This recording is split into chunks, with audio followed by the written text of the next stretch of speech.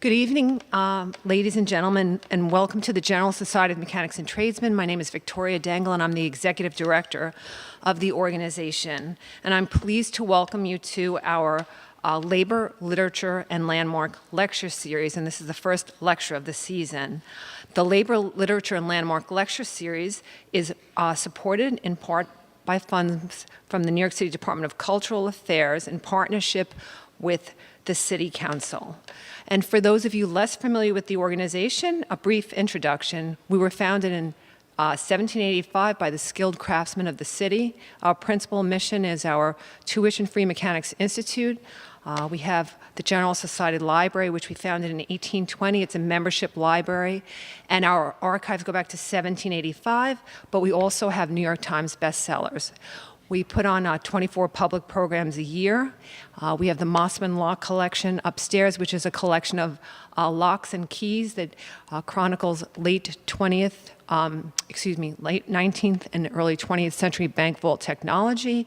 And it's all in a book called The Lure of the Lock, and that's available should you want to purchase that and find out more about the locks. In terms of tonight's lecture, it was interesting. We have our Tuition-Free Mechanics Institute, which has been in existence since 1858, and our programs are HVAC, we have plumbing, we have electrical programs, and we have construction project management, BIM, and AutoCAD. And this morning, our electrical instructor wrote to me, and that's Warren Dondero. He's a third-generation master licensed electrician, and he sent me a quote, which I think is perfect for tonight. It says, "He who works with his hands is a laborer. He who works with his hands and his head is a craftsman. He who works with his hands, his head, and his heart is an artist." And that was St. Francis of Assisi. And I was glad that Warren sent that along because it's absolutely perfect for this evening. So it gives me particular pleasure to introduce our speaker, Kelly Candaele, and the screening of tonight's special program, Heads, Hands, Hearts, Craftsmanship at Work. I've been following with fascination the development of this wonderful documentary, a celebration of labor and craftsmanship, for some 2 years now when I first found out about Kelly and his work. And we first exchanged emails, and I'm so happy that this moment has come to pass. Because when I first heard about the film, I said, let's have your New York screening be at the General Society of Mechanics and Tradesmen. So I've really enjoyed watching this film during its time of development. The recently opened Los Angeles Wilshire Grand Center rises 1,100 feet into the air, making it the tallest building west of the Mississippi, and it's already acclaimed as an iconic building. But also standing tall are the 2,000 men and women who have spent the last 40 months building this 73-story structure. And didn't you just love the image here? It really says it all. Construction workers and the labor force is the heart and soul of our buildings, really all over the world. Homage to labor. For over 3 years, filmmaker and journalist Kelly Candaele has been documenting the construction of the Grand. Visiting the site 150 times, Candaele's mission was to capture the toil and the heart that goes into constructing buildings. The film focuses on the craftsmanship that the men and women bring to their tasks, how union laborers, including iron workers, plumbers, electricians, cement masons, sheet metal workers, and operating engineers, just to name a few, learn their trade, and how pride in craft provides a meaning to their work. Kelly Candaele has made over 40 films and videos, reported stories for the Los Angeles Times, the New York Times, and The Nation, and he also wrote the story about his mother that became the basis for the beloved film, A League of Their Own. It is now my great pleasure to introduce Kelly Candaele, who will introduce the film and after the film participate in a question and answer. Kelly, thank you.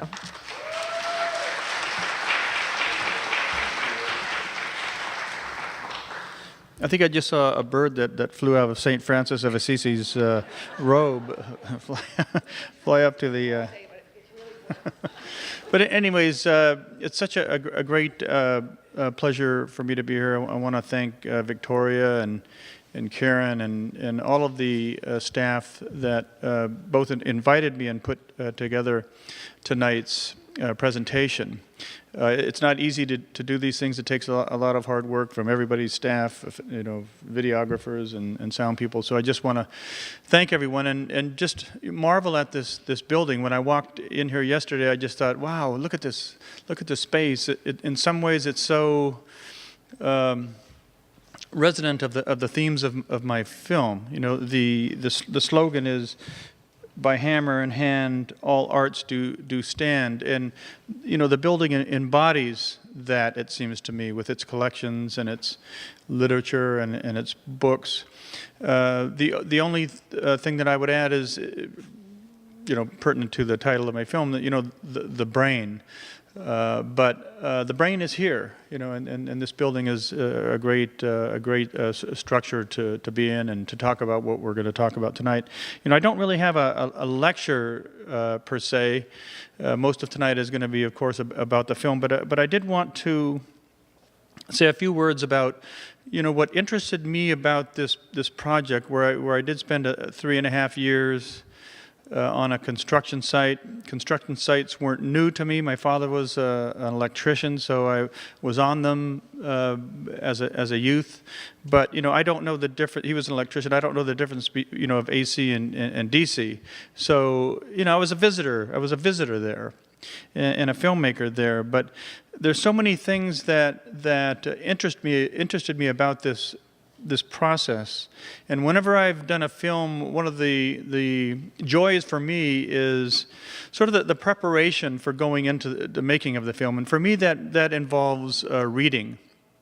You could just look at a construction site as just people, building something. But for me, it became something else. And it related to so many of the things that I started studying and looking at that for me were kind of a deeper insight into both the construction workers themselves and the processes that they were involved in. So I just wanted to touch on a few things that interested me. Some of them are in the film, maybe implicitly rather than explicitly. But this idea of building in this time of destruction that we're seeing in our society now with recent events. I mean, the idea of building something, of creating something, of putting energy into building something is so profound, both literally and metaphorically. So that idea of bringing together these energies and focus and logistics and planning, all of these human characteristics brought to bear on this wonderful structure that now exists in Los Angeles, 73 stories high. Is that even a skyscraper by New York standards? I don't know. I don't think so. But it is a film about that building process. It is a film that I tried to make about solidarity. It's a film where I tried to touch on issues of family. And it's a film that deals with the relationship between the head and the hand, as well as the heart too. But I started reading about evolutionary biology and the profound relationship between the evolution of our brain and the evolution of our hand and the use of tools, and how those three things became kind of a positive feedback loop that was related to the expansion of the human brain, the expansion of the ability of the hand to use tools, and how profound that was for our biological evolution. So the hand, the marriage of the brain and the hand was something that really fascinated me. I don't know if this book is here, but this is just one of the things that I took a look at. It's called Prehension, the hand and the emergence of humanity. It's kind of a philosophical look at the hand throughout human history and human evolution. The other thing that really became important to me to focus on was knowledge, and how knowledge is passed on from one generation to another, from one person to another. There's a wonderful book by a philosopher named Michael Polanyi called Tacit Knowledge. And tacit knowledge is knowledge that you know, but perhaps you can't tell. It's knowledge that maybe you can't exactly write down, but you have it. And I saw so much of that at this construction site. And it's a really profound thing in any society, how you take knowledge from one generation and pass it on to the next generation. And that is the relationship between, of course, the apprentice to the master craftsman, the journeyman in this case. If you were to try to tell someone how to drive a car, for instance, what would you tell them? Well, you take the steering wheel and you put your foot there, and then you do this and you do that. You can't really explain it, but you have it. And that's what, Polanyi called tacit knowledge, and it was pretty clear to me that that's so important. And I know there are some tradespeople here from the IBEW and the plumbers in that passing on of knowledge from one person to another. I also was fascinated by this idea of character development. And I'm speaking kind of bookish here, but a couple of books, Matthew Crawford, Shop Class as Soulcraft, and Richard Sennett about craftsmanship, where they talk about what can happen to a person's character when they work with the things in the material world. One of the things that happens is that you realize that your will does not alone determine what happens in the material world. Those material things resist you. So you have to adapt, you have to innovate, that this work with the hands in the material world is in a sense a kind of disciplining of the character and reminding you in a kind of antidote to narcissism that your will alone does not rule the world. Just because you believe it, just because you want it, does not mean that the material world will necessarily respond to you. So that idea of the building of character, and when you talk to people on construction sites and craftspeople, it's pretty clear to them that they know that. And they will talk about it, that when they started working with material things, it changed the way they viewed the world itself. It changed the way they viewed relationships. And this idea of a practice, of something that you commit yourself to that has rules that are not necessarily determined by you, but are determined by the community of practitioners. That you don't determine necessarily whether the work you have done is quality work. It is determined by the people around you, the journeymen who follow you and see, have you done this in a way that will make us proud? Have you done work that you will come back to and say, my name is on that, I am proud of that. Again, this is one of the classical virtues, I think, that a lot of people have written about, including Sennett and Crawford, and a guy by the name of Alistair McIntyre, who wrote a book called On Virtue, where he writes about construction sites and that idea of a community of practice. And the last thing I wanted to mention was this poem that is, spoiler alert, it's in the film, and it's on the back of this sheet that was at the table as people walked in.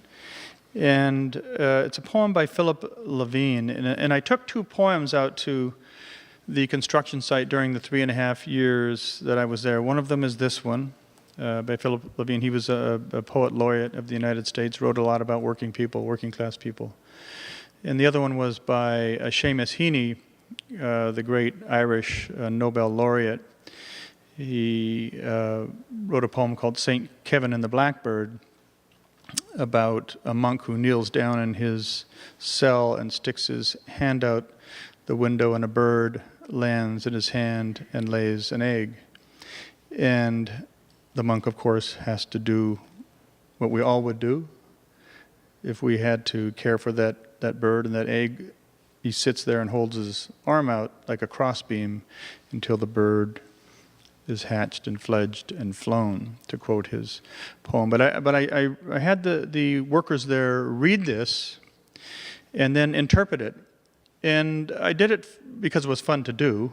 And, I have to thank Turner Construction, who was the general on the site who built it. Because no one came by and said, "What the hell are you doing?" Bringing poems to this construction site and having the workers interrupt their work and reading. But because I also thought that despite the fact that this work is so hard and so difficult, and that you sacrifice your body like a professional athlete during the course of a construction worker's career, I also believed that there were times for contemplation, repose, thoughtfulness about what they were doing and the sacrifices they were making. And when they interpreted the poem, that's exactly what they came up with. The second reason I took poetry to the construction site is because I wanted to remind myself and remind the unions that represented all of these workers that there was a time when the distinction between culture and labor wasn't so clear. That if you read Samuel Gomper's autobiography, for instance, 70 Years of Life and Labor, the founder of the AFL, right here in New York, he proudly describes how they used to set aside enough cigars for a person that would read to them all day during their labors. 8 hours or 10 hours of cigars were set aside for one person to read literature, philosophy, politics, the newspapers of the day. To, again, just sort of to remind us that the nature of the workplace changes. It is a place of sometimes of conflict and struggle over the nature of the discipline of that workplace and how work is actually carried out and done. And I say this as someone who's never worked on a construction site, nor ever had to be responsible for the running of a construction site. So again, I'm surprised that I wasn't thrown out a couple of times. But the film was done to honor the working people, working men and women that built this structure. I don't think that they get the honor and the recognition that they deserve, and this was my way of honoring them for the hard work that they've done and the commitment that they've made to this task. So I thank you for being here tonight, and I guess we should watch the movie, right? But thank you.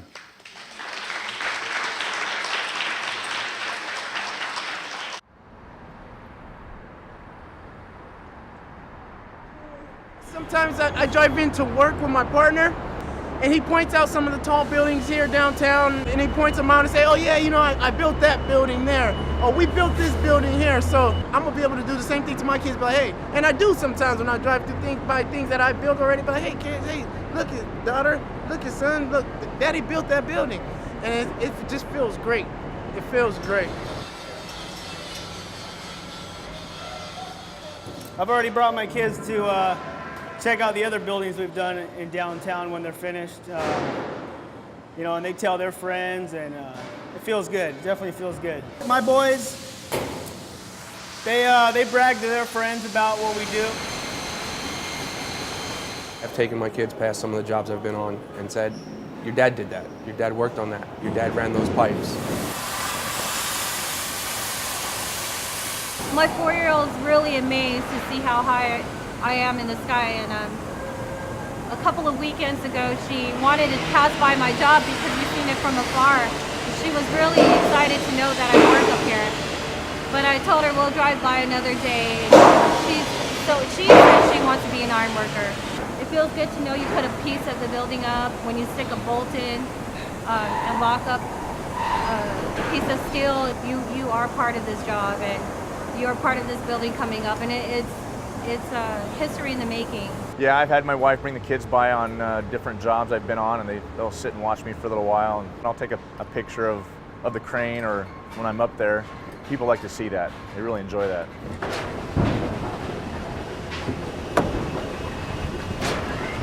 Yo trabajé en el Police Department Headquarters, y cada que paso por ahí me recuerdo de los compañeros con los que conviví y el tiempo que duramos, y ya se ve terminado, se mira bonito, sí se siente uno bastante orgullo. I brought my young girls, took them to the job site with the permission of the general contractor, got them in the man lift, put hard hats on them, put the safety glasses on them. They enjoyed it. It showed them their work, and shows them what their dad does every day.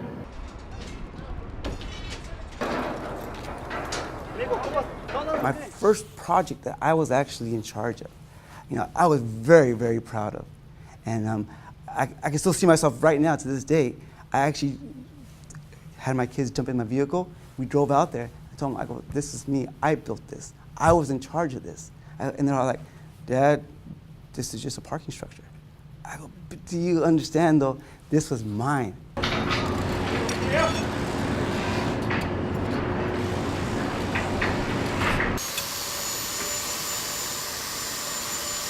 When you spend time with people who take their work seriously and have pride in it, there really is a sense of, first of all, that there's a right way and a wrong way to do a job. And part of that is seeing the job through to completion, and completion well.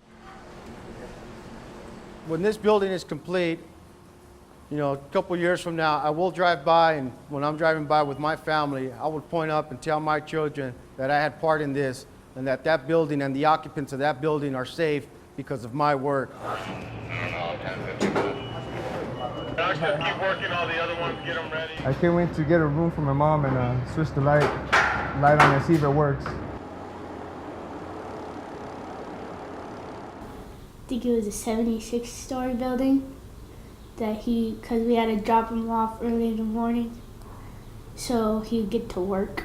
I seen a whole bunch of rebar. It feels great, man, just to be a part of something, building America, building a stronger America. It feels great, it's lovely. I love what I do.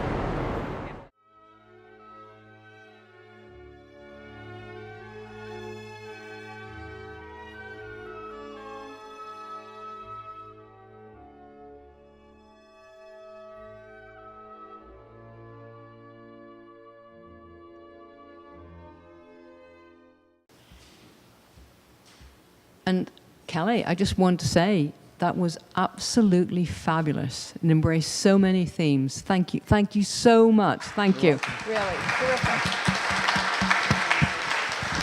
Well, if you go to Los Angeles and stay in that hotel, you'll know the workers who built it. But if there is any questions, I'd be happy to, yeah.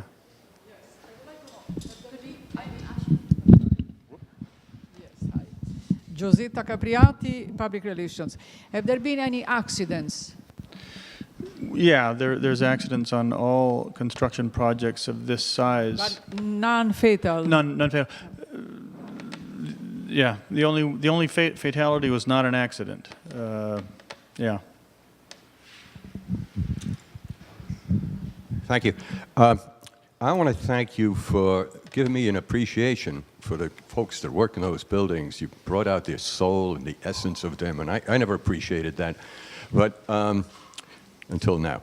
But I guess that for you to take those pictures, you had to be climbing around on those girders 1,000 feet up?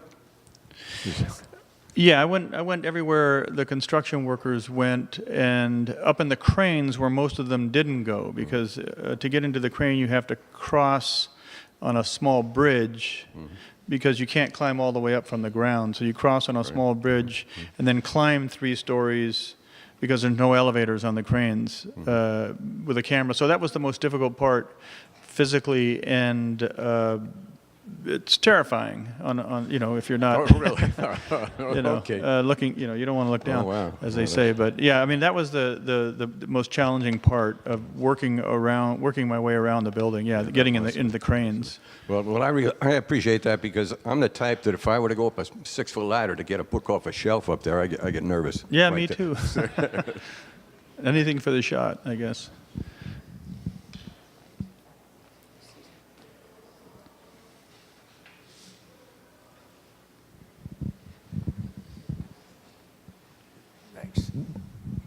Yeah, hi, that was quite a presentation. I can relate to that because, can you hear me? Yes. I just retired from construction, the stone business, 46 years of doing basically what you showed. And it is dangerous and scary at times, but my question about the building was that primarily a union job? Was it all union, or was it composite, Yeah, non-union? it was basically all union.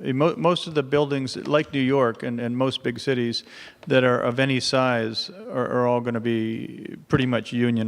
This one was done under something, a little bit of a technical term called a project labor agreement, which does not require necessarily that the contractors be union, but it has other stipulations that go along with that. We're having some issues in New York now with that, with a lot of non-union competition and mixed crews on the same job, and it's not really working too well, I got to say.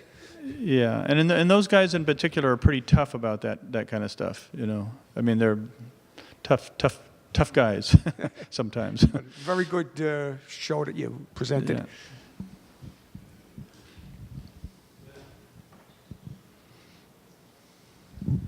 Hi, I wonder if for the panoramic shots, did you use helicopter or drones? A drone, two drones, yeah. And it's getting more difficult to use them now because of the restrictions on height and so on, but use 2 drones. And then one close to the building that we kind of got in trouble for, coming out of the window, you know. We didn't tell them ahead of time that we were doing it because they wouldn't have let us, but we apologized afterwards. Non-technical question, but have the architecture critics weighed in on this yet? The only one that I read was from the LA Times, the architectural critic of the LA Times, and he was lukewarm about it. I think he may have thought it was a little bit too formulaic, or too literal maybe with the whole Yosemite Valley and the river and all that kind of stuff. As far as I can remember, that was his criticism. It wasn't a rave review. Christopher Hawthorne is his name, the architectural critic of the LA Times. I haven't read any others, just that one. Hi, thank you very much for the presentation. Could you repeat again what you said when you introduced the piece, when you work with your heart and your hands? St. Francis. Well, I didn't say that. I think Victoria said it was. I think it was Victoria, and maybe she'll repeat it at the end for you. It was a quote from St. Francis of Assisi, I guess, yeah? Yes. Oh. He who works with his hands is a laborer. He who works with his hands and his head is a craftsman. He who works with his hands, his head, and his heart is an artist. What a wonderful quote. I wish I would have known that it existed before I did the movie. One kind of dumb question, I guess. The pictures are beautiful. The presentation was great. Sun, fair weather, all the time it seemed. It must rain once in a while in Los Angeles. And what happens when that occurs? This project like a lot of this? tarps. It did rain a couple of times, and they shut down certain parts of the structure and then tarp the rest. You know, once they get the roofs on, you can work inside, you know, so it doesn't shut down everything, but they wouldn't be working on the top or connecting any iron or anything like that. Most of the work can go on, but not anything exposed to the water, yeah. Okay, we'll take that this as our final question. If you just give me 1 second.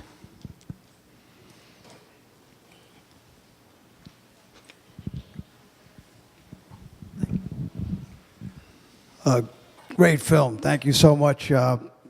Construction worker myself for 30 years out in the field, and now I'm an instructor for the apprentice program, Steam Fitters 638 in New York. I really appreciate that. Just amazing. Thank you. My question, I know you did a lot of hard work with this one, would you consider a New York City building for a future project? Yeah, that would be terrific. I've actually shot on the new building that replaced the Freedom Tower, I guess it's called, up there on the 104th floor. I did some shooting up there for the laborers, and took the advantage to write my name on the building up there, along with, I guess, Jeter from the Yankees, and I don't know, Tom Hanks and everybody else who went up there before it was enclosed. So yeah, beautiful building. I'd consider it. Sure. What a beautiful place to do a project like that. I've seen some stuff that was shown to me by the folks here of someone who did something similar.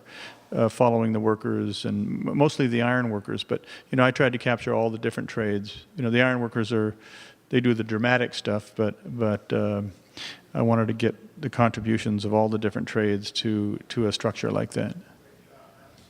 Thank you. Yeah.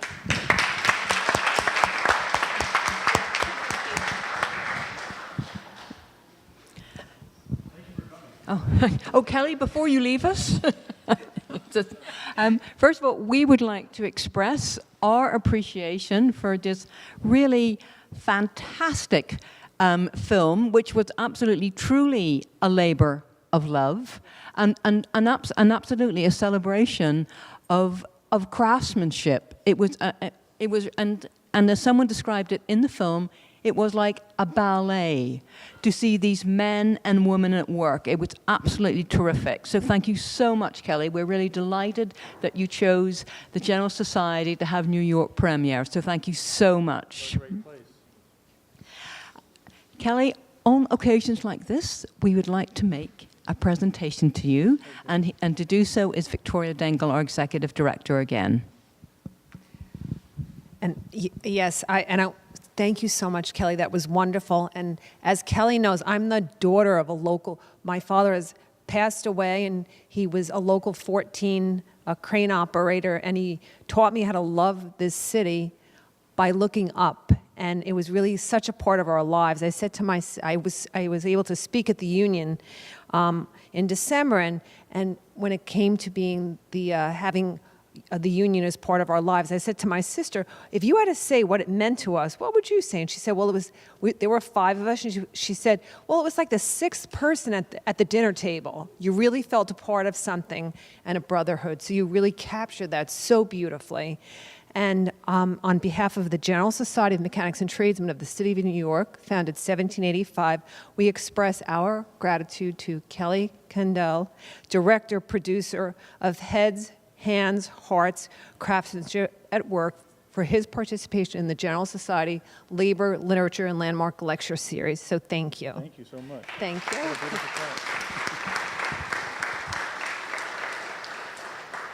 And as many of you know who come to our lectures, we never really let anyone go, so we've made you a lifetime member of the library. Fantastic.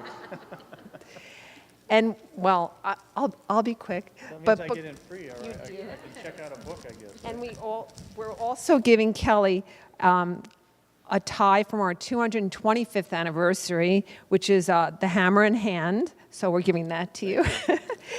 And last but not least, because he made a big trip, come on, he gets a T-shirt too with our wonderful, our seal of the society and our. Don't you love the slogan? By hammer in hand, all arts do stand. So we give that to you. Thank you so much, Kelly. Thank you. Thank you. And to all of you who came tonight, thank you so much, all of you who supported the film. Yes. So again, repeating what Victoria said, thank you so much for coming this evening. We look forward to seeing you at a future event. We hope you'll all join us for a glass of wine, and I'm sure Kelly would be happy to answer a few more questions. Thank you so much again.